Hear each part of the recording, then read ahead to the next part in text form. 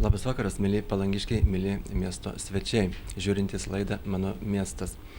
Na, galbūt gerbiami palangiškiai tikrai jau pastebėjo, kad mieste atsiranda vis naujų gražių sporto aikštelių, tiksliau krepšinio aikštelių, kurios yra gražiai išdažytos ir suremontuotos. Kas šį darbą atlieka? Taigi šį vakarą mes ir pakalbėsime. Ogi tai atlieka Palangos miesto sporto mokykla. Na ir kalbame su sporto mokyklos direktoriaus pavaduotoju gerbiamu Stanislovu Kašinsku. Gerbiamas pavaduotojas, sakykit, ar tai pirmas kartas, kai dabar štai tokios gražios, suremontuotos sporto aikštelės, krepšinio aikštelės, kurios yra tikrai reikalingos miesto vaikams? Šiuo metu, tai yra šiais metais, yra išdažytos pirmą kartą. O taip pastoviai yra, tai yra būdavo remontuojamos, atnaujinamos. O šiais metais susiradome dažų tokių. Specialių reiškia, ar ne? Specialių dažų, betonui, asfaltui. Ir, kaip sakant, rezultatas akivaizdus. Taip. Kiek kainavo tas remontas, jeigu taip bent apytiksliai? Sodų gatvėje aikštelės remontas kainavo apie 700 litų, o prie Saulėtekio gatvėje, prie mokyklos darželio Pasaka, ten yra 2 aikštelės. Kadangi jos buvo pakeistos, tai yra lentos buvo, krepšinio lentos pakeistos, šiuo metu jos mediena yra brangi, taigi kainavo apie 2000 litų. Išdažymas ir lentos. O kada buvo paskutinį kartą remontuotos tos aikštelės, nes kiek aš prisimenu, ten tikrai senokai turbūt buvo.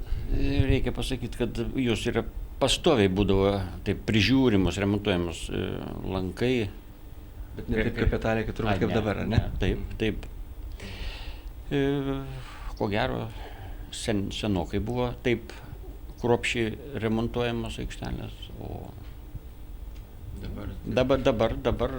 O tai kodėl, kas paskatino jūs taip imti, sakykime, atnaujinti visiškai taip jau rimtai? Šiaip ar taip esam europiečiai ir einam į pažangos keliu. Ir jo labiau turbūt, kad, kiek aš suprantu, ir žiūrovai turbūt supranta, kad miesto vaikai turi ką veikti, dabar jiems kažkaip tai vis dėlto žymiai maloniau turbūt tokioje aikštelėje žaisti. Žinot, kiekvienas žmogus mėgsta naują daiktą, kaip sakant, gražų daiktą ir pritraukia vaikus prie sporto, tokie dalykai.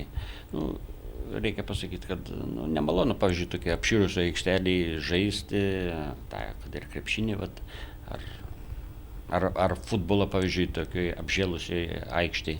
Taip. O kas remontavo, jeigu dar apie tai šnekant, ar čia jūsų pačių? Mūsų sporto mokyklos darbuotojai, tai yra stadiono priežiūros darbininkai. Na ir dabar kiek jau porą savaičių turbūt, ar ne, kaip jau yra atnaujintos tas aikštelės, ar neteko pastebėti kokių nors sugadinimų, kaip dabar, žinot, mėgsta jaunimas dažnai kažką tai? Kol kas ne. Tai gal tikitės turbūt, kad nieko ir nedarys, kadangi jiems patiems turbūt reikalinga. Taip, malonu, sakau, įeiti į gražią salę, gražią aikštelę ir visiems malonu. Gal pakalbėkime apie sporto rungtynes, būtent tas krepšinio varžybas, kurias mes filmavome ir dabar rodom žiūrovams. Papasakokit, kas per varžybas tada buvo? Šiais metais pirmą kartą buvo surengtos tokios tarpgatvinės krepšinio varžybos, skirtos tarptautiniai vaikų gynimo dienai pažymėti. Ir tuo pačiu tokia programa yra Stabdyk nusikalstamumą. Šiaip ar taip dalyvavo gan gausus būrys komandų.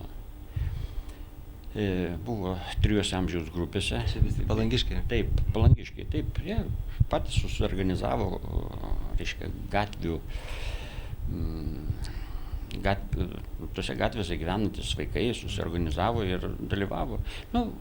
Reikia pasakyti, kad tikrai gausiai dalyvavo ir renginukas pavyko. Kas laimėjo, ten gal galit pasakyti, jeigu prisimenat? Ten labai tokių komandų pavadinimai, ten patys jie susigalvojo ir tokių. Ar buvo kokių apdovanojimų? Buvo 1., 2., 3 vietų laimėtojai gavo medalius. Taip pat buvo, kiekvienoje amžiaus grupėje buvo išrinktas geriausias žaidėjas, Va, ir buvo specialūs tokie prizai įsteigti. Reikia pasakyti, kad tikrai patenkinti vaikai ir liko, ir tuo pačiu ir mes. Na, kiek aš žinau, tai yra ne pirmas ir ne paskutinis, aišku, tokios varžybos. Apskritai sporto mokykla daro labai daug tokių sportinių renginių. Gal trumpai, jeigu jau prašnekėjom apie tuos renginius, na ir paminėkim juos, kas buvo šiemet padaryti ir ką galbūt artimiausių planų dar galvoja daryti. Žinote, kiekvienais metais, jau eilę metų mes vykdome tokį festivalį, tai yra sportas visiems. Šiemet, pavyzdžiui, dalyvavo apie 5000 dalyvių. Tai čia yra grandiozinis, kaip sakant, renginys. Tai čia buvo rekordinis skaičius šiemet turbūt? Ko gero taip. Varžybos vyko ir stadione, ir paplūdimyje, ir gatvėse, vienu žodžiu, ir vasaros estradoje. Žinot, tikrai buvo gausus žiūrovų, tai yra dalyvių būrys. Po to, praėjusią savaitgalį vyko miesto, tai yra kurorto atidarymo šventė. Irgi mes vykdėm paplūdimio futbolo varžybas, gatvės krepšinio, dviračių kroso. Finišas buvo Palangoje, čia šitas varžybas organizavo Umaras, Gintaras Umaras, olimpinis čempionas, ir buvo startas duotas prie Hipermaksimos Klaipėdoje. Čia trasa ėjo per Girulius, Karklę, Nemersetą ir finišavo prie įėjimo į Botanikos parką. O kaip sporto mokykla prisidėjo prie šio renginio? Organizavome ir visą tą finišo vietą, sutikimo vietą. Bet to prisidėjome prie tokių apdovanojimų. Ten tuos apdovanojimus įsteigė Gintaras Umaras, Klaipėdos Visatos pramogų centras, Vilimeks, tokia firma yra. Paskui kinų restoranas Mao. Vienu žodžiu, šiek tiek prisidėjome. Ir renginukas, reikia pasakyti, žiūrėjosi taip. O artimiausiu metu, sakykime, kokie iš tokių rimtesnių, galbūt didesnių renginių nusimato? 3 dienas vyks vaikų futbolo turnyras, kepyklos Kimba taurėms,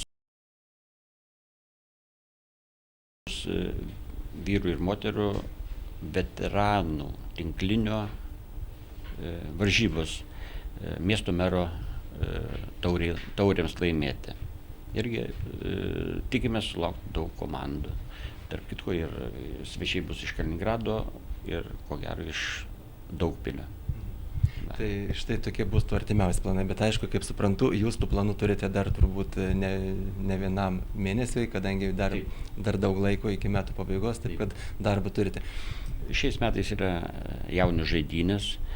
Mūsų mokykla, tai yra miesto sportininkai dalyvauja jaunių žaidynių